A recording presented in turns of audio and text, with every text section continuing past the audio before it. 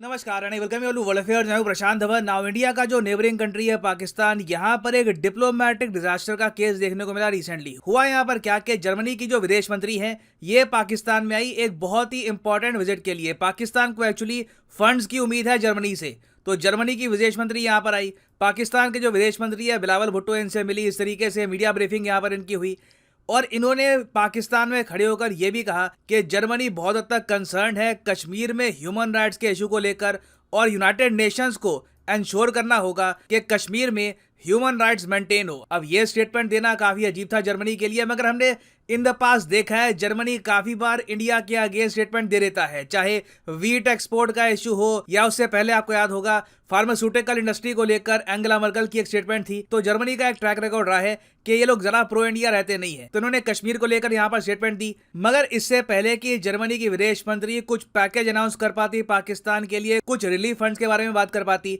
अचानक से इनको पता लगा कि इनको कोविड हो चुका है पाकिस्तान में और मोस्ट प्रॉब्ली इनको कोविड हुआ है पाकिस्तान के विदेश मंत्री से, और इसी वजह से इनको अपनी जो विजिट है ये भी कैंसिल करनी पड़ी। नाउ डिस्कस करेंगे इस वीडियो में कि जर्मनी पाकिस्तान के लिए इंपॉर्टेंट क्यों है, जर्मनी किस तरीके से हेल्प कर चुका है पाकिस्तान की इन द पास्ट। बहुत कुछ यहाँ पे आपको जानने को मिलेगा, मगर आगे बढ़ने से पहले आपसे एक क्वेश्चन पूछूंगा। क्वेश्चन यहाँ पर यह है कि रिसेंटली वो कौन सा देश है जिसने दुनिया की पहली artificial intelligence powered drone carrier ship launch करी है। ये बेसिकली आपके सामने शिप है, ये एक मदर शिप है जिसमें बहुत सारे मिलिट्री ड्रोन्स या फिर और टाइप के भी जो ड्रोन्स हैं ये आप कैरी कर सकते हैं, और ये शिप चलती है आर्टिफिशियल इंटेलिजेंस से। तो ये अपने आप पे फर्स्ट इन द वर्ल्ड है। आपको बताना है कि ये शिप किस कंट्री ने डेवलप करी है। Option A Israel, option B US, option C China या फिर option D Japan. Comment section में करिए उत्तर, सही आंसर आपको मिलेगा वीडियो के एंड में। ना पहली बात तो पाकिस्तान की जो करंट सिचुएशन अब हो चुकी है ये समझना आपके लिए काफी इंपॉर्टेंट है, तभी जर्मनी की जो इंपॉर्टेंस है पाकिस्तान के लिए ये आप समझ पाएंगे। आज के समय देखो जो फाइनेंशियल क्राइसिस चल रहा है पाकिस्तान में, ये एक एनर्जी क्राइसिस बन चुका है। पूरे पाकिस्तान में लोड शेडिंग देखने को मिल रही है, और इस बीच पाकिस्तान की सरकार ने यह भी डिसाइड किया कि ये लोग अपना डिफेंस बजट 6% बढ़ाएंगे। अब जब इनकी सरकार से पूछा कि डिफेंस बजट क्यों इंक्रीज कर रहे हो, इवन तो इनके पास लोन की किस्तें लौटाने के पैसे नहीं है, जनता को ये सब्सिडी दे नहीं पा रहे, तो पाकिस्तान की सरकार की तरफ से जवाब ये था कि जो इनका एनिमी कंट्री है, मतलब इस केस में ऑफ कोर्स इंडिया की बात कर रहे हैं, तो सिंस इनका एनिमी कंट्री डिफेंस बजट कम नहीं कर रहा तो ये लोग डिफेंस बजट कम क्यों करे। तो तर्क अजीब सा है, बट इवन दो ये लोग बहुत ही बड़े फाइनेंशियल क्राइसिस में है, इनकी आर्मी को लगातार एक्स्ट्रा फंड्स दिए जा रहे हैं। और इसी बीच पाकिस्तान के प्रधानमंत्री की अजीब सी वीडियो भी सामने आई है, जहां पर पाकिस्तान के पीएम खुद ही कह रहे हैं कि आज के समय ये टर्की, सऊदी अरेबिया, जो भी देश कुछ हद तक भी पाकिस्तान के फ्रेंडली कंट्रीज हैं, उनसे लिटरली पाकिस्तान भीख मांग रहा है। मैं सऊदी अरब से होके आया हूँ, मैं यूएई के होके, अभी मैं तुर्की होके आया हूँ, और मैंने उन भाइयों को कहा कि आप हमारे बड़े अजीम भाई हैं, हमेशा आपने हमारी मदद की। और मैंने यही कहा जब मैं आया हूँ तो आप समझेंगे शायद ये मांगने आया है, मैं मांगने नहीं आया, लेकिन मजबूरी है हमारा। जिस तरह माजी में 75 साल में आपने हमारा हाथ बटाया है, कुछ अर्सा आप हाथ बटा दें। तो मैंने कहा मैं वादा करता हूं कि इंशाल्लाह हम पूरी कौम हम मिलकर दिन रात मेहनत करेंगे, पसीना गराएंगे, अपने पाँव पे खड़े होंगे, इंशाल्लाह जरूर खड़े होंगे।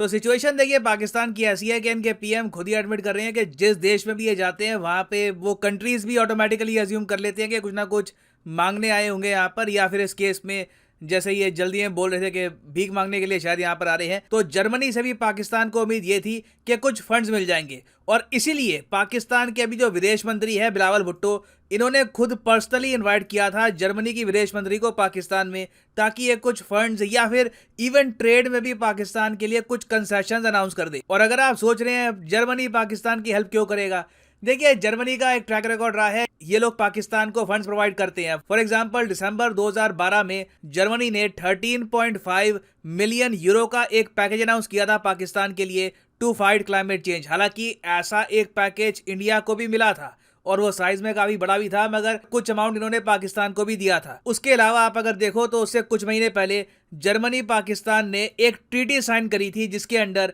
जर्मनी ने यह कहा था कि पाकिस्तान को कल को अगर मान लीजिए उधार वापस करने में प्रॉब्लम आती है तो जर्मनी थोड़ी बहुत हेल्प करेगा, बहुत ज्यादा नहीं, बिलियंस में नहीं, मगर कुछ मिलियंस में हेल्प करेगा। और जो मोस्ट रीसेंट ट्रीटी थी वहां पर 26 मिलियन के आसपास, 26 मिलियन यूरो के आसपास का जो अमाउंट है उसकी डेट सर्विसिंग पर फोकस किया गया। तो पाकिस्तान को ऑब्वियसली उम्मीद यहाँ पर यह थी कि इस बार भी जर्मनी कुछ एक 30 मिलियन 35 मिलियन डॉलर का कुछ पैकेज अनाउंस करेगा पाकिस्तान के लिए। देखो, डूबते हुए को तिनका भी काफी होता है। आज के समय पाकिस्तान को अगर मान लीजिए कहीं से इतना पैसा भी आ जाता है तो इनकी कंट्री के लिए एक काफी बड़ा रिलीफ होगा। ये सरकार काफी हद तक ऑपरेट कर पाएगी, ये लोग इन फंड्स को वेरियस तरीके से यूज भी कर पाएंगे। मगर पाकिस्तान से ब्लंडर क्लियरली यहाँ पर यह हुआ है कि जो ये विजिट थी जर्मनी की विदेश मंत्री की, ये प्रॉपर तरीके से प्लान नहीं करी गई थी। पाकिस्तान के विदेश मंत्री ने खुद मोस्ट प्रोबेबली कोविड-19 के खास टेस्ट किए नहीं होंगे। ये मिले जर्मनी की विदेश मंत्री से, उनके तो खैर कोविड टेस्ट रेगुलरली ये लोग करते होंगे, हर दिन करते होंगे, कोई बड़ी बात नहीं है, दिन में 2-3 बार करते होंगे। तो बिलावल भुट्टो से मिलने के बाद जब जर्मनी की विदेश मंत्री का टेस्ट किया गया तो पाया गया कि उनको कोविड हो चुका है। तो मोस्ट प्रोबेबली पाकिस्तान के विदेश मंत्री को भी ऑलरेडी कोविड था। और इस सब की वजह से हुआ क्या है कि जर्मनी की विदेश मंत्री ने कोई अनाउंसमेंट ही नहीं करी। बिना किसी अनाउंसमेंट किए ये वापस जर्मनी जा चुकी हैं और वहां पे क्वारंटीन में रहेंगी लंबे समय तक। और अब पाकिस्तान में सवाल ये उठ रहे हैं कि जर्मनी की जो फंडिंग पहले आया करती थी वो कहां से आएगी। अब देखो, एक सेक्शन है पाकिस्तान में वो यहाँ पर सोच रहा है कि जर्मनी की तरफ से कोई अनाउंसमेंट नहीं आई, मगर दूसरी साइड कई लोग ये भी कह रहे हैं, एक्चुअली पाकिस्तान के प्रेसिडेंट खुद ये कह रहे हैं कि कई फंड्स हैं पाकिस्तान के पास एजुकेशन सेक्टर को लेकर और वेरियस सेक्टर्स को लेकर, जहां पर जर्मनी ने पाकिस्तान को पैसा तो दिया मगर पाकिस्तान की सरकार ने वो पैसा का भी यूज नहीं किया। यहाँ पर आप देख पाओगे, डॉन का आर्टिकल है, पाकिस्तानी न्यूज आउटलेट है, यहाँ पर लिखा है कि education ministry of Pakistan fails to utilize funds donated by Germany in 1993। 1993 में आप इमेजिन कर सकते हैं, ऑलमोस्ट 30 साल हो गए। 30 साल पहले जर्मनी ने कुछ पैसा दिया था पाकिस्तान को ताकि ये लोग ये पैसा एजुकेशन में खर्च पाए। बीच में नवाज शरीफ, परवेज मुशर्रफ, इमरान खान, दुनिया भर के लोग पावर में आए।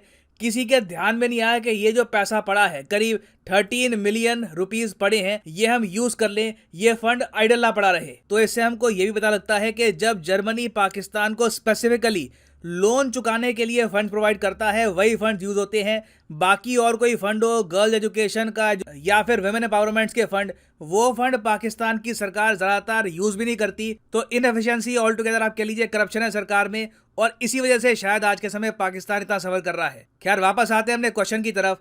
क्वेश्चन मैंने आपसे ये पूछा था कि हाल ही में वो कौन सा देश है जिसने एक मदरशिप लॉन्च करी है, दुनिया की पहली मदरशिप जो एआई पावर्ड है और ड्रोन्स को कैरी कर सकती है। तो सही उत्तर इसका है ऑप्शन सी, चाइना। यहाँ पे आप देख पाओगे आर्टिकल है, मिलिट्री पोटेंशियल ऑफ चाइनाज जू हाईयून, ये नाम है world's first AI powered drone carrier का, और रिसेंटली चाइना ने इसकी वीडियो भी रिलीज करी है। इट इज वेरी इंपॉर्टेंट, बहुत ज्यादा न्यूज में है ये, किसी भी एग्जाम में आपसे इससे रिलेटेड क्वेश्चन पूछ सकते हैं। एंड फाइनली यहाँ पर मैं ये भी ऐड कर दूं कि आप अगर किसी भी एग्जाम की तैयारी कर रहे हैं, चाहे IIT, JEE, NEET, bank, SSC, UPSC, आप परचेज कर सकते हैं अनअकैडमी के क्वालिटी कोर्सेज। सिंपली जाओ कमेंट सेक्शन में, यहाँ पे आपको मिलेगा link. For example let's say आप प्रिपेयर कर रहे हैं फॉर यूपीएससी, क्लिक करिए यूपीएससी पर और यहाँ पे आप परचेज कर पाएंगे अनअकैडमी का यूनिक कोर्स जिसमें आपको हैवी सेविंग होती है अगर आप यूज करते हैं प्रोमो कोड PD10। मान लीजिए अगर आपके पास अभी है 1-2 साल का टाइम, आराम से आप 2024-25 में यूपीएससी का अटेम्प्ट देना चाहते हैं, तो जो 24 महीने का कोर्स है ये आप कर सकते हैं परचेज। मगर जो प्राइसेस यहाँ पर लिखे हैं ये पे करने की आवश्यकता नहीं है। सिंपली यहाँ पे अगर आप कोड यूज करते हो PD10 तो प्राइसेस गिरने यहाँ पर स्टार्ट हो जाएंगे। The prices will just start falling. So use the code PD10 and save money. So इसी नोट के साथ ये है वीडियो का अंत। Thank you for listening and as always, God bless you all.